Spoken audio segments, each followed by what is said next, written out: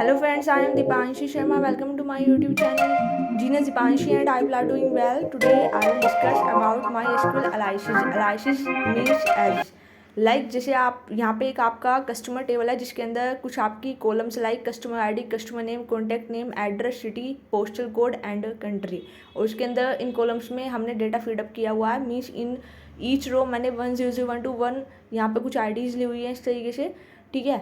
तो अब हम यहाँ पे करने क्या वाले, हम यहाँ पे देखेंगे कि MySQL में एनालिसिस का मीनिंग क्या होता है। एनालिसिस का मीनिंग होता है कि जब हम किसी को कोई नेम दे देते हैं, जैसे कि अगर मैं इसका एग्जांपल लूँ, जैसे आपका नेम सपोज है, जैसे मेरा नेम है दीपांशी, बट अगर मेरे घर पे कोई मेरा निकनेम है तो that is cold analysis name, ठीक है। तो जैसे मैंने यहाँ पे एक अगर मुझे अपनी यहाँ पे टेबल का नेम एनालिसिस नेम रखना है, कुछ और रखना है, जैसे मेरे टेबल का नेम एक्चुअल टेबल का नेम है कस्टमर, बट मुझे अपने टेबल का नेम चेंज करना है, तो जैसे मैंने यहाँ पे लिखा सेलेक्ट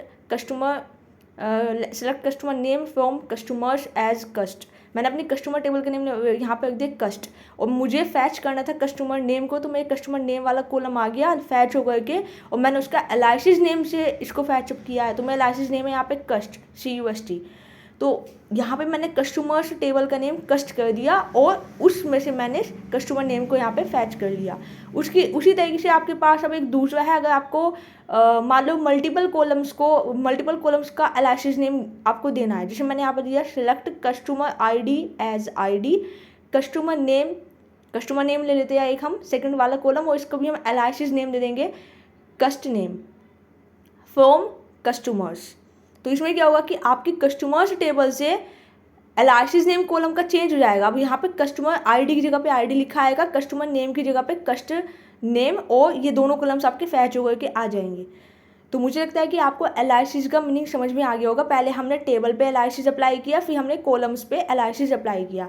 थर्ड आपका, अगर मुझे मल्टीपल कॉलम्स को कॉन्कैटिनेट करके और उसका एक एनालिसिस नेम देना हो, जिसमें अगर मेरे पास है सपोज पोस्टल कोड, सिटी, ठीक है, और आपके पास कंट्री इस तरीके से है, और आप उस सबको मर्ज कर दो कॉन्कैटिनेट करने के बाद आप उसको एक एनालिसिस नेम दे दो एड्रेस, और आप उस कॉलम को फैच कर लो। तो देखो मैं यहाँ पे आपको एक एग्जांपल लेकर के दिखाती हूँ, जिसे मैंने यहाँ पे लिया select customer name as customer and contact name as, इसको भी हम एक दे देते हैं कॉन्टैक्ट नेम को हम ले लेंगे कस्टमर पर्सन। पहले मैं एक ये वाली क्वेरी में देखो होगा क्या, कस्टमर पर्सन, अगर मैंने एनालिसिस नेम के बीच में कोई भी गैप दिया है, जैसे मैंने कॉन्टैक्ट पर्सन दिया है, तो उसको हम डबल कोट्स में लेंगे एनालिसिस नेम को फ्रॉम कस्टमर्स। तो इससे क्या होगा कि यहाँ पे आपका कस्टमर नेम का एनालिसिस नेम आ जाएगा कस्ट नेम, एंड कॉन्टैक्ट नेम का आ जाएगा कॉन्टैक्ट पर्सन एनालिसिस नेम।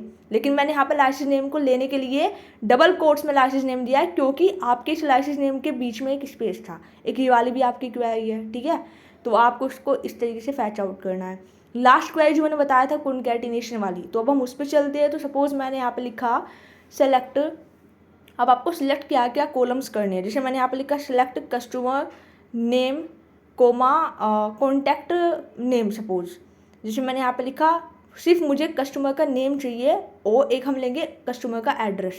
तो मैंने यहाँ पे लिखा सेलेक्ट कस्टमर नेम, और अब हम यहाँ पे कॉन्कैटिनेट करने के लिए कुछ कॉलम्स को मैंने यहाँ पे सिंटेक्स यूज़ किया concat_WS, और कॉन्कैटिनेट करना किसको है, तो यहाँ पे मैंने एक सिंगल कोट्स में स्पेस दे करके ले लिया, एड्रेस को करना है, पोस्टल कोड को करना है, सिटी एंड कंट्री को करना है, और उसका हम मैं एक एनालिसिस नेम दे दूँगी एड्रेस फ्रॉम कस्टमर्स टेबल। तो इससे क्या होगा कि कस्टमर टेबल से एक तो कस्टमर नेम वाला कॉलम आ जाएगा और एक दूसरा कॉलम बन के आएगा एड्रेस, लेकिन उस एड्रेस के अंदर मर्ज हो जाएगा इन 4 कॉलम्स का data, like address, postal code, city and country का डेटा एड्रेस वाले कॉलम्स के अंदर मर्ज होकर के आएगा, आपको शो होगा। तो आप गो बटन पर जब क्लिक करोगे तो आपका यहाँ पे लिखा आ जाएंगे 2 column customer name and address. Customer name में यहाँ पे आपका कस्टमर के नेम आ जाएंगे, कस्टमर, और यहाँ पे कॉन्कैटिनेट हो जाएगा एड्रेसेस का। तो ये इस तरीके से आपका आ गया एनालिसिस का यूज। पहला यूज था कि टेबल पे एनालिसिस कैसे अप्लाई करना है, दूसरा यूज था कि कॉलम्स पे कैसे एनालिसिस अप्लाई करना है, थर्ड था कि आपका अगर एनालिसिस का नेम के बीच में कोई स्पेस है, जैसे कॉन्टैक्ट स्पेस पर्सन, तो आप उसको एनालिसिस नेम को डबल कोट्स में दोगे, और फोर्थ है कि अगर आपको मल्टीपल कॉलम्स को मर्ज करके उसको एक एनालिसिस नेम देना है, एड्रेस उसको फैच आउट करना है, तो ये आपका फोर्थ कंडीशन थी। अगर किसी को इसमें कोई डाउट आता है, कोई भी क्वेरी आती है, तो वो मुझसे कमेंट सेक्शन में पूछ सकता है। और this is the very simple and efficiently understandability way of learning the analysis in MySQL। Analysis जैसे आपने अगर डेटा साइंस पढ़ा होगा तो import pandas add as p भी ले सकते हो, So like, share and subscribe to my YouTube channel Genius Dipanshi, and thank you for watching guys, and thank you for all the appreciation that is given to me, and stay tuned for the new upcoming videos related to the my skills.